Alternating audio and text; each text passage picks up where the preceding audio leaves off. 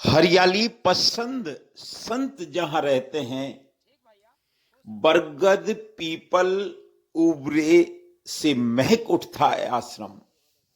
जी हां, आज हम एक ऐसे आश्रम की बात कर रहे हैं, ऐसे तपोभूमि की बात कर रहे हैं, ऐसे स्थान की बात कर रहे हैं जहां पर हरियाली ही हरियाली है, जहां पर एक संत पिछले लंबे समय से तपस्या में लीन रहते हैं। ये श्री श्री 1008 श्री कृष्णा भारती जी महाराज हैं।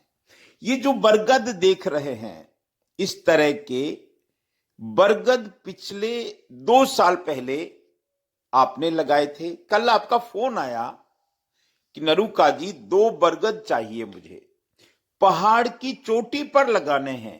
काम कठिन जरूर है, लेकिन संत का संकल्प तो बहुत मायने रखता है।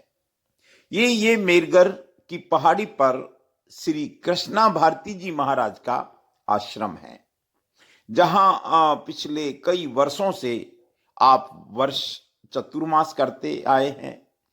इस बार का चतुर्मास उनका इस स्थान से कई किलोमीटर दूर पहाड़ी के ऊपर तय किया है, जहां पर मेरगर बाबा की एक बेरी है, जहां पर मेरगर बाबा का एक कुंड है, अक्षय कुंड है, जहां गंगा बहती है। आपका आदेश मिला तो सिरोही से 45 किलोमीटर दूर मुझे ले जाना था। ये आप वो स्थान देख रहे हैं, ये जो झोंपड़ी देख रहे हैं, जहां पर श्री कृष्णा भारती जी महाराज रहते हैं। ये वो स्थान है जहां पर उन्होंने पिछले 5-6 सालों में पौधे लगाए हैं। और आप इस भाई को देखिए, 3 किलोमीटर ऊपर पहाड़ी पर मुझे भी अवसर मिला। मैं राजेंद्र नरूका सिरोही से 2 बरगद, एक अशोक का वृक्ष ले गया।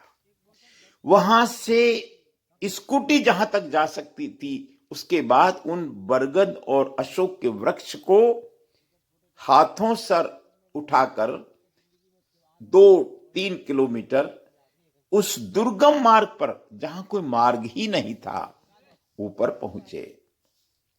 खड्डा खोदा, आप ये देख सकते हैं। इस तरह के पत्थरों को क्रॉस करते हुए, पार करते हुए, हाथ में बरगद और अशोक का वृक्ष हाथ में लेकर ऊपर चढ़ते गए। कार्य कठिन जरूर था, पर संकल्प में बड़ी शक्ति होती है सज्जनों। एक संत का आदेश था, संत का संकल्प था, संत की इच्छा थी और प्रकृति की जरूरत थी कि हमको बरगद के वृक्ष उस पहाड़ की चोटी पर लगाने थे। आप देखिए इस खूबसूरत दृश्य को, क्योंकि मेरगर की पहाड़ी पर मेरगर बाबा ने कई 100 साल पहले तपस्या की थी। आज भले ही वहां भालुओं का डेरा है, आज भले ही वहां भालू विचरण करते हैं। आप ये देख सकते हैं, ये बरगद का 12 फुट का वृक्ष, जिसको सिरोही से ले जाकर वहां लगाया।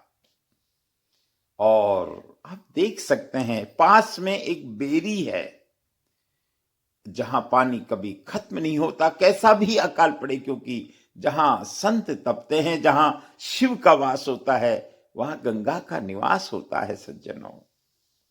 और ये परम सौभाग्य इन आंखों ने देखा। आंखें मानो तृप्त हो गई। पसीना तो आया, लेकिन पसीने के बाद जो राहत मिली, वो वाकई में वर्णनीय थी साहब। आप देख सकते हैं संत अपने हाथों से, और मुझे ध्यान है मैं 2 बरगद लेके गया था 3 साल पहले।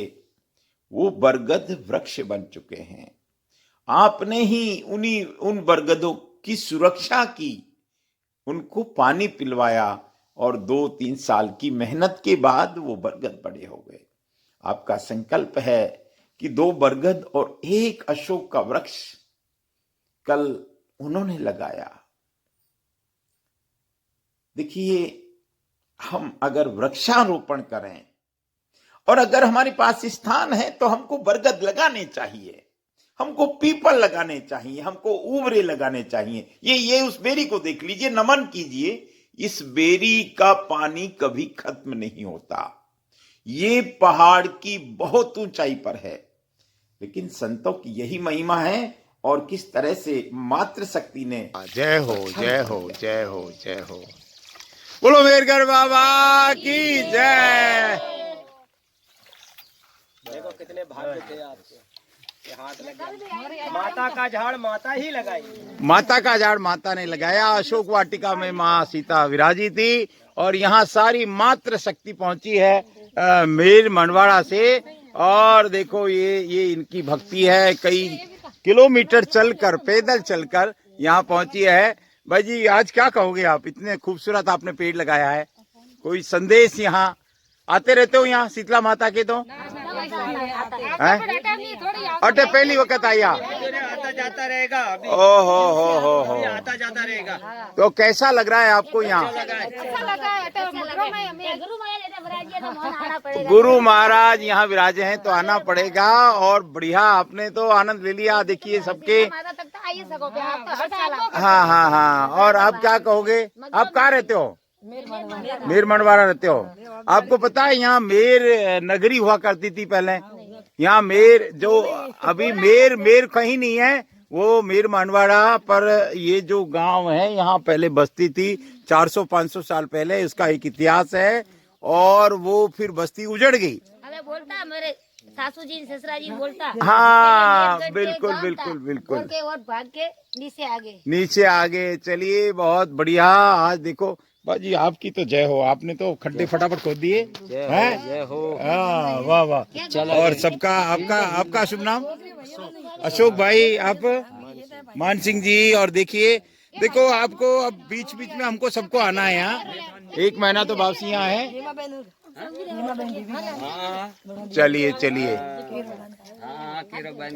के लंका निकट निशाचर वासा, यहाँ कहा सज्जन कर वासा। वाह। हनुमान जी पूछने लगे विभीषण से कि हे विभीषण जी, आप इन 50 दुराचारियों के बीच में, राक्षसों के बीच में, ये अत्याचारियों के बीच में, स्वर्ण लंका लंकापति रावण के बीच में की कहना आप राम राम कर लेते हो?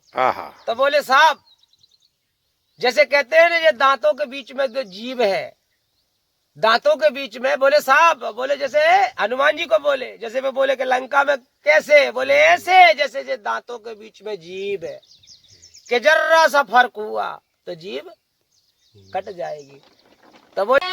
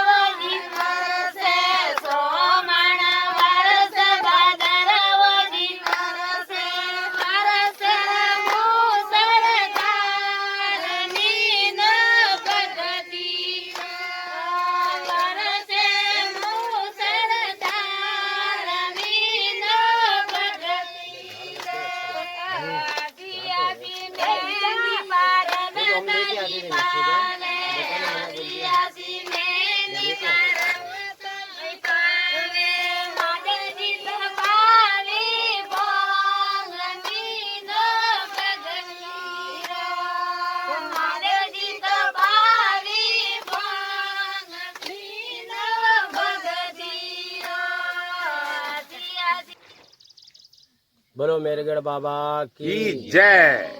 बोलो आबूराज की जय। बोलो काशी विश्वनाथ की जय। बोलो अपने अपने माता पिता की जय। 84 लाख जीव हैं, जीव जी। उन जीवों में हमारी भी गिनती आ जाती है। जी 84 लाख जीवों में अपनी भी गिनती आ जी। जाती है। मनुष्य 84 लाख योनि में श्रेष्ठ माना गया है। सत्य वचन। जो सोच भी सकता है, समझ भी सकता है और कुछ अध्ययन कर भी सकता है। सत्य वचन। अब मनुष्य जब इतना कुछ कर सकता है तो परमात्मा ने जब श्रेष्ठ बनाया है तो सबसे पहले तो अपनी आत्मा को परमात्मा से जोड़ना चाहिए, सनातन धर्म की रक्षा करना चाहिए, और हमारा जो सनातन धर्म है जी उसके हिसाब से ही रहना चाहिए। घर में गृहस्थी लोग हैं, गृहस्थियों के लिए एक छोटा सा संदेश है। जी जैसे बाली का बल जल्दी कोई नहीं छीन सकता था, जी ऐसे हमारे पूर्वजों का संस्कार कोई नहीं छीन सकता। जी तो अपने माता पिताओं से, अपने बड़े बुजुर्गों से सदा संस्कार का उपदेश लीजिए और सनातन धर्म का प्रचार कीजिए, और वृद्धावस्था में आकर के माता पिता की सेवा करके भगवान का भजन कीजिए। हम भी देखो काशी नगरी छोड़ के आपके आबू में आए हैं, तो कोई भाग्य हमारा यहाँ रहा होगा। अब मेरगढ़ बाबा का आदेश हुआ है, सो भजन कर रहे हैं, और अपने तो कोई जानते नहीं, फक्कड़ साधु हैं। बोलो गुरु महाराज की जय। माता की